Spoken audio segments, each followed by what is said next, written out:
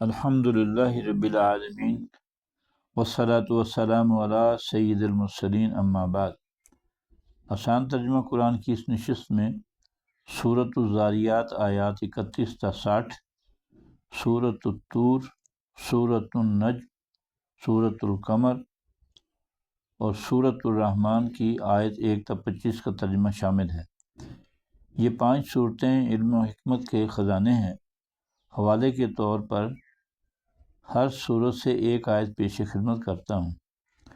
سورۃ الذاریات میں جنوں اور انسانوں کی تخلیق کا مقصد بیان کرتے ہوئے ارشاد فرمایا، اعوذ باللہ من الشیطان الرجیم وما خلقت الجن والانس الا لیعبدون، میں نے جنات اور انسانوں کو اس کے سوا کسی اور کام کے لیے پیدا نہیں کیا کہ وہ میری بندگی کریں۔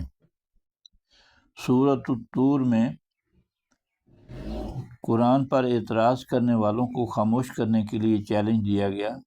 فرمایا، فَلْيَأْتُوا بِحَدِيثٍ مِثْلِهِ إِنْ كَانُوا صَادِقِينَ، اگر یہ واقعی سچے ہیں تو اس جیسا کلام لے آئیں۔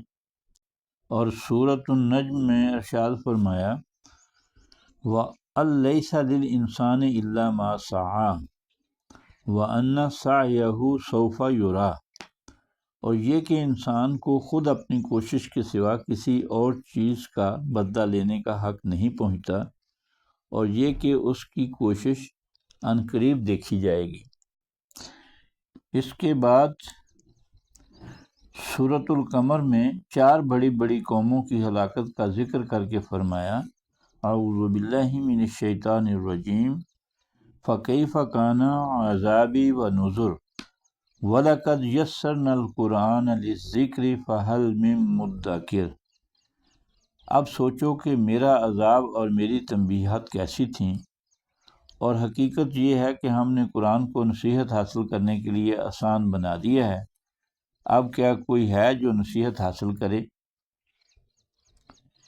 ان آیات کو بار بار دہرا کر اس حقیقت کو واضح کیا گیا کہ رسولوں کی دعوت کا انکار اور ان سے دشمنی کا نتیجہ ہلاکت کے سوا کچھ اور نہیں، اور فرمایا قرآن کی نصیحت کو سمجھنا اس حوالے سے انتہائی آسان ہے، تو ہے کوئی جو نصیحت حاصل کر لے؟